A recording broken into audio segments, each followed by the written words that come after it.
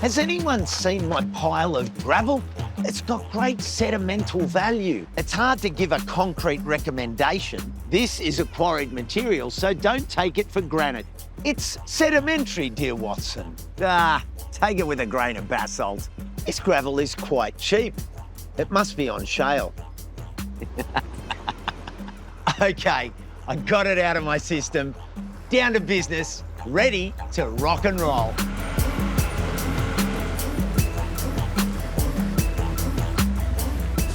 If you haven't spent much time in a landscape supply yard, consider this your invitation, a personal guide to things like sand, gravel and rock.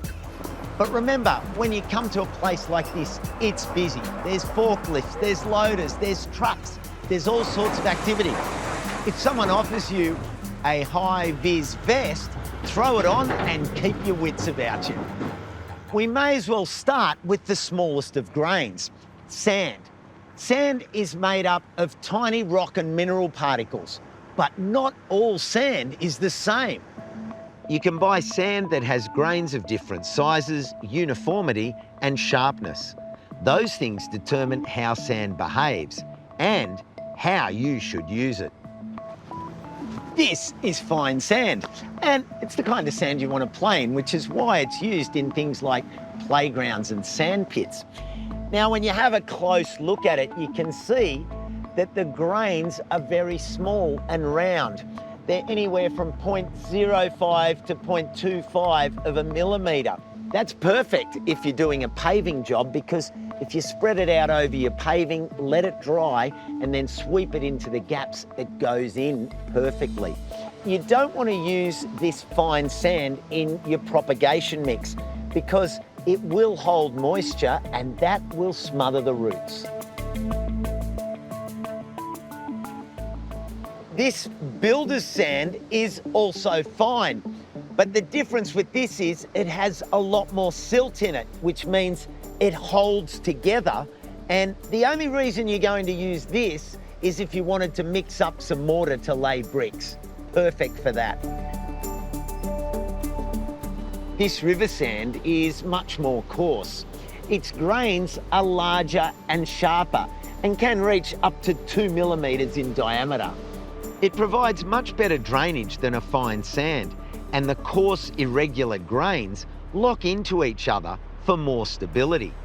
This has traditionally been used as an ideal bedding underneath pavers or to help improve drainage in heavy clay soils. Sand's an essential component to life as we know it. It's used to make glass, concrete, and even the silicon that powers technology. But sand mining can have big environmental impacts, so use it consciously and only order what you need. It's also worth considering recycled crusher dust, which is a finely crushed mix of construction materials like concrete, brick, and tile fragments. The size of the particles may vary a little, and because it's made of a mix of materials, it may compact a bit more, but it's a great option for paving, driveways, filling in holes, or as a base layer for mounds and structures. Now, we're getting chunkier and into gravel territory. This is granitic sand and it's made from decomposed granite. It's great for pathways, driveways, between raised veggie beds, or to create a visual void to give your plantings more definition. It's very permeable, so stormwater can easily drain through it, rather than rushing over it like concrete or asphalt. If you're wanting it for a hard wearing area like a driveway, you can mix it with a bit of cement to give it more stability. The small round particles are reasonably soft underfoot, so if there's any areas in your garden where you want to get around barefoot, this is an ideal choice. Blue metal gravel is a crushed, mineral-rich basalt rock. Its irregular rough edges make it great for drainage, and it's stable and hard-wearing for driveways. Keep in mind that this dark colour will really soak up and retain heat, So it's best to choose lighter options for large areas that can catch that afternoon sun. Now that blue metal is a quarried product. This aggregate, on the other hand, is a recycled product. This used to be bricks, roof tiles, concrete slabs that would otherwise have gone to landfill.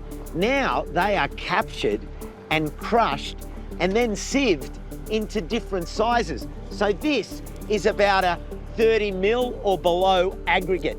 There's no fines in here, making it a perfectly clean material to be used as a filler if you want to put it in around a pipe, because moisture will drain through here. It's really versatile. It can be used if you need to fill an area to raise it up, and you could even use it as the topping on a path. Either way, if you're on a budget, this is a great way to save money and contribute to less quarrying of raw materials. Recycled road base is made from the same recycled materials. But why is it called road base? The answer's in the name. It's the base for a road. So if you've got a road, that's got to have strength, because you don't want it bending and buckling. The way road base gets its strength is that it's made up of a whole lot of different sized particles, starting with the really fine and going up to 25, 30 and up to 40 millimetre particles of rock and concrete. Now, the key to it is the fine particles that crush a dust, because it goes between the gaps and holds it all together. And when you add water and compact it, it goes really hard. So this material is ideal under roads, under driveways, under concrete slabs, or even under a small garden paving project. As you'd expect, there's an increasing supply of recycled crushed building materials available to buy. Millie's a big fan of the crushed recycled concrete she used in her garden, as well as the recycled brick gravel she chose for her side path. And don't forget, leaving something out can be a design choice too. Take these Nepean river pebbles. Is it worth pulling them out of a riverbed for your project? A lot of these materials can be bought in bulk by the metre or cubic tonne. But if you only have a small project on the go, or need to get access through an apartment or unit, you can buy most things by the bag as well. To calculate how much material you need for your project, measure the dimensions of your space. For a space that's square or rectangular, multiply the length by the width to get your area in square metres. Then multiply this number by the depth. A common depth for gravel is 50 millimetres, which is 0.05 of a metre. And that is your order in cubic metres, which is the language you need to talk to your landscape supplier with. For irregular shapes, like in between raised garden beds, divide the area into smaller rectangles, calculate each area, and then add them up.